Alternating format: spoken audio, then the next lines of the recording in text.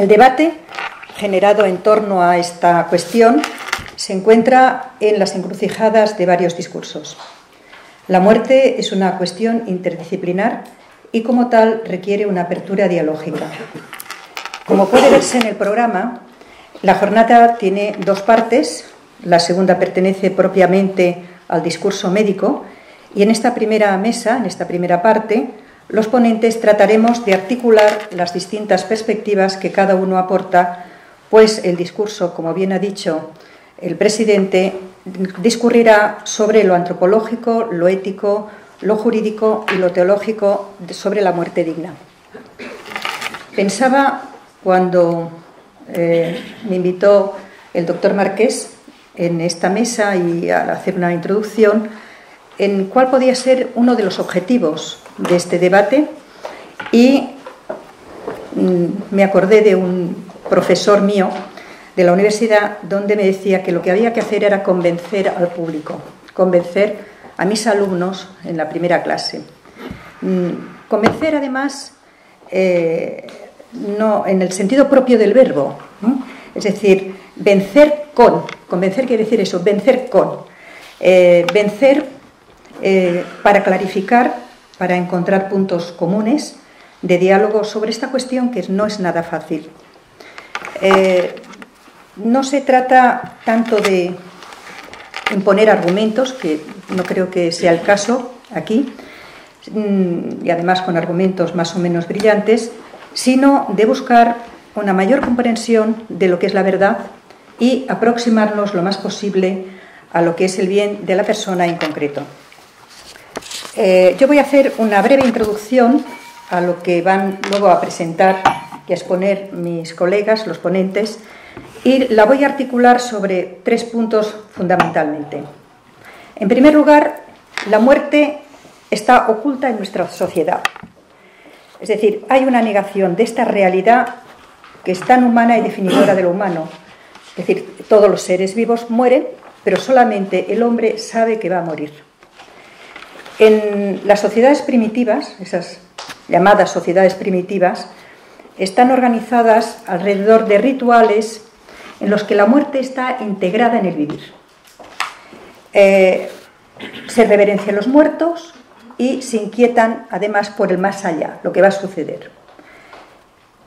Por el contrario, nuestras sociedades tan civilizadas, tan avanzadas, tan democráticas, se esfuerza por no pensar en ella. Huimos de la muerte y la muerte siempre va un paso por delante nuestro. El filósofo francés Athat lo explica diciendo que estamos ante una paradoja. Negar la muerte implica negar la vida. Evadirse de la muerte produce una cultura de la muerte. Y acoger a la muerte engendra una cultura de la vida. ¿Cómo explica esto este filósofo? Él habla sobre todo lo asienta en tres puntos. Un primer punto es, como en nuestra sociedad civilizada, de grandes adelantos científicos, se educa y se vive en el olvido de la propia muerte. Cuando de pronto acaece la muerte se presenta cercana a nosotros. ¿Cómo nos extraña? Es la pregunta que él se hace. ¿Cómo nos podemos extrañar de que el enfermo pida morir? Que así no puede seguir viviendo. No se lo esperaba. No se nos había preparado. Y como estamos en una sociedad tan civilizada, siguiendo los requerimientos de su dignidad humana, hasta somos capaces de hacerle caso y concederle el morir. Es decir, un primer punto de este profesor, de este filósofo, es el que nos mantenemos apartados de los moribundos. Un segundo punto. Curiosamente, multiplicamos la visión de muertes ficticias, muertes espectaculares de las películas, de los programas de televisión, donde se retransmiten grandes cataclismos de la naturaleza, accidentes de aviación, cuerpos diseminados, destrozados, las cámaras se fijan, películas de asesinos en serie. Es la muerte anónima. Pero esa muerte personal, esa muerte íntima, esa muerte incomparable, esa muerte donde hay un acompañamiento final, eso es desconocido. Y un tercer punto, aquí a destacar, sería cómo mediante esas tecnologías las investigaciones se están dirigiendo a la inmortalidad terrena. Ahí tenemos la búsqueda del nuevo hombre, ese hombre del transhumanismo y del poshumanismo. Es el futuro de la raza, el hombre reducido a una condición material experimental y que es basura que se puede reciclar. Aquí, desde luego, no hay lugar para la muerte. Es la muerte sin más. El segundo punto que quería resaltar es cómo esa ocultación de la muerte está muy relacionada precisamente con algo que se tratará aquí con un poco más de profundidad, que es con el derecho a morir. Filósofos, sociólogos, psicólogos, médicos nos dicen que hay que prepararse para morir. Hay que aprender a morir. ¿Qué significa esto? ¿Se puede aprender a morir antes de estar muerto? Me valdré otra vez del filósofo Adhat, que distingue entre la defunción y la muerte. Él lo explicará diciendo así: la defunción es el final de las funciones vitales. La muerte, en tanto que acción que nos conduce al final. La defunción, especifica él, concierne al muerto. Es algo que escapa al hombre. En cambio, la muerte afecta al vivo. El morir, sabemos muy bien que comienza desde nuestro nacimiento. Yo lo puedo asumir con lucidez, aceptar la ayuda que se me puede prestar o rebelarme desde la ceguera, el pánico y el resentimiento. Todo este tema de la muerte, de su aceptación, de su sentido, especialmente en los casos de enfermedad grave, en las discapacidades, de tratamientos dolorosísimos, etcétera, etcétera, se ha convertido en los debates con posturas muy radicalizadas a favor o en contra de ese derecho precisamente a morir o de la petición de eutanasia. Pero creo que cabe otra perspectiva, o por lo menos tener otra visión sobre este tema. Se suele abordar la muerte como un problema y no entender que es un misterio. No es un juego de palabras. Esa distinción clave entre problema y misterio ha sido desarrollada por el filósofo francés Gabriel Marcel. Lo explica así: un problema es algo que yo encuentro, que hallo ante mí y por eso de algún modo puedo dominar y reducir. El problema está sometido a cierta técnica, a un método.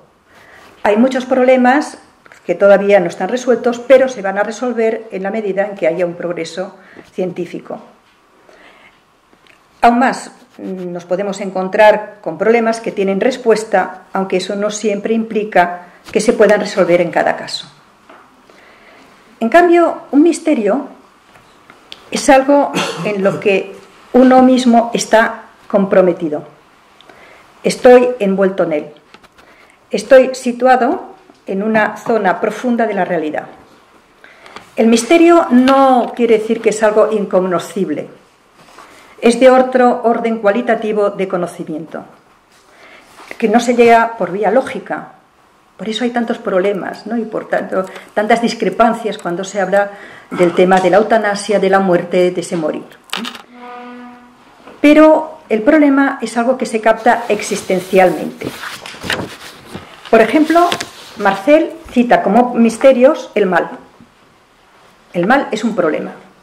Por mucho que intentemos encontrarle argumentos, el mal es un problema también, es un misterio también, la relación cuerpo-alma en el hombre.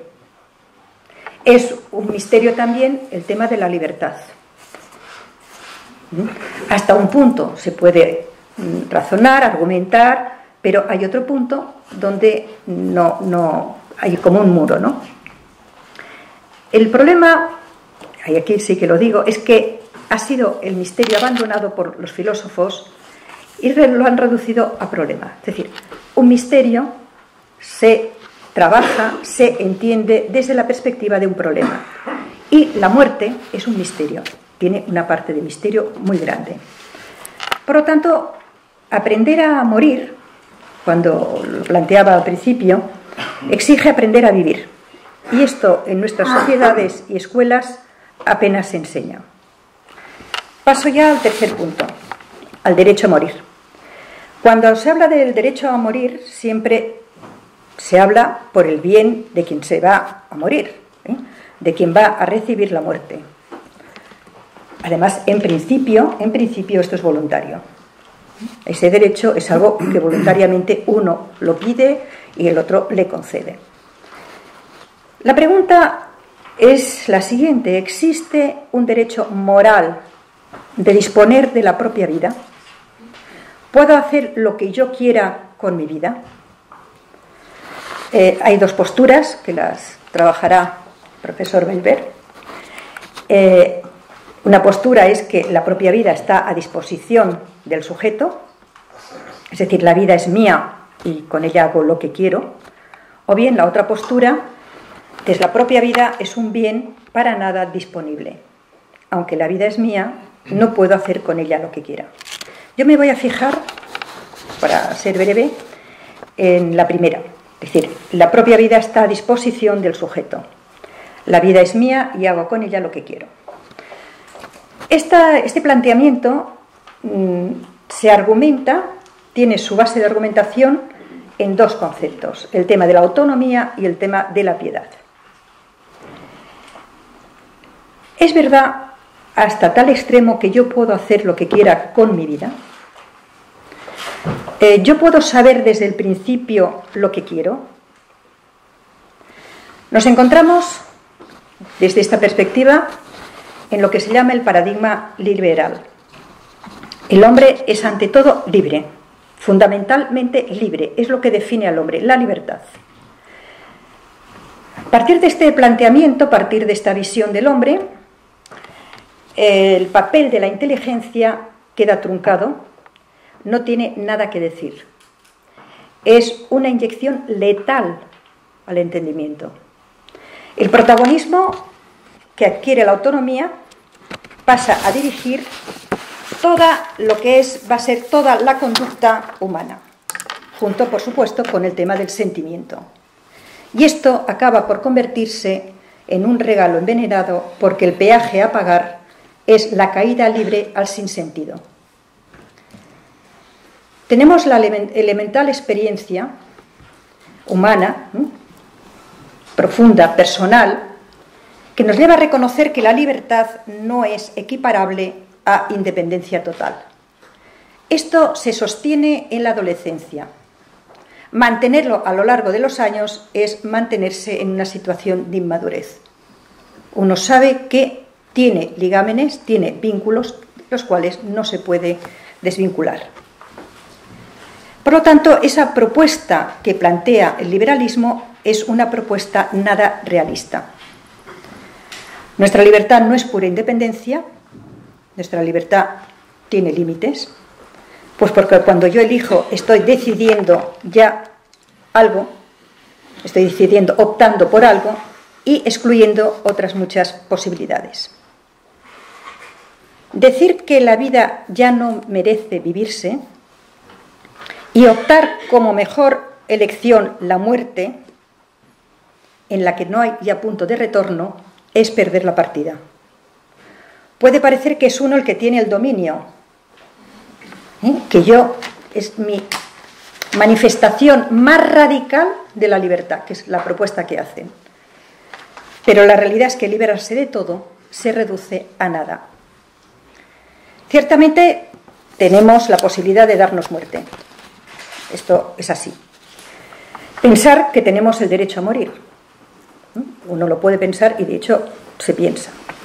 Pero también conviene recordar que no somos el origen de nosotros mismos. Hemos recibido la vida al nacer y nosotros no dependemos de esto. La vida nos ha caído de golpe, sin nuestro permiso, sin haberlo decidido, estamos ahí. Que el hombre tiene la posibilidad de matarse está claro. Pero para que matarse sea un derecho, hace falta que matarse sea bueno.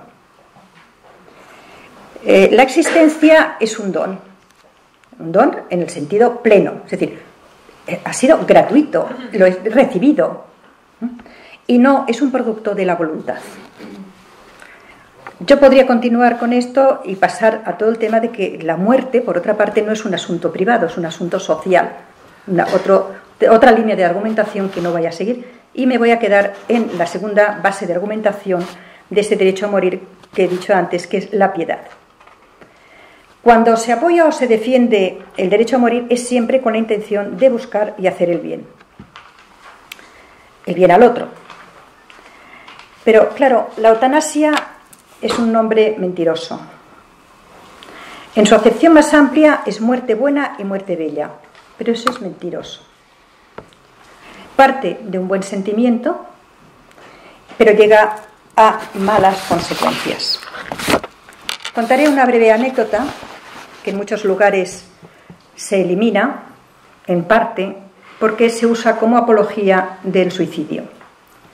Antístenes, fundador de la escuela cínica y maestro de Diógenes, siglo IV a.C., estaba agonizando de una tisis mortal. Antístenes empezó a gritar y a quejarse. ¡Ay, ay! ¿Quién me librará de mis dolencias? Esto, le dijo Diógenes, mostrándole su cuchillo. He dicho, mis dolencias, rectificó Antístenes, no de mi vida.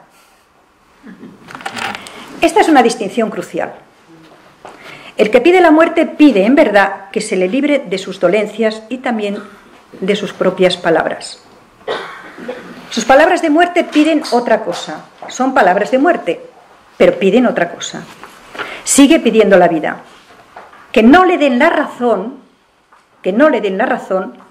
los familiares, la sociedad, los médicos, de que es una carga, de que su deformidad, su babeo, su incontinencia o sus balbuceos incoherentes les da asco, vergüenza, y por el contrario necesita saber que su vida es digna, que es querido y respetado a pesar de su condición. Necesita oírlo y vivirlo. El enfermo crónico, grave, en estado terminal o ya moribundo, debe reencontrar su lugar de veneración, de verdadera piedad en el corazón de la familia y de la sociedad. Ese derecho a la muerte, como dirá Juan Manuel Serrano, tiene un entorno ideologizado. Pero esto no va de dosis de opiáceos, de tratamientos, de retiradas, de recursos. El derecho a la muerte no es solo un tema médico y tampoco es un tema moral. ¿Es lícito o ilícito? Sino que es un tema también metafísico, existencial. Está anclado en el ser del hombre. Y la realidad universal es que los hombres quieren ser felices. Hasta, como decía Pascal, hasta el que va a ahorcarse quiere ser feliz.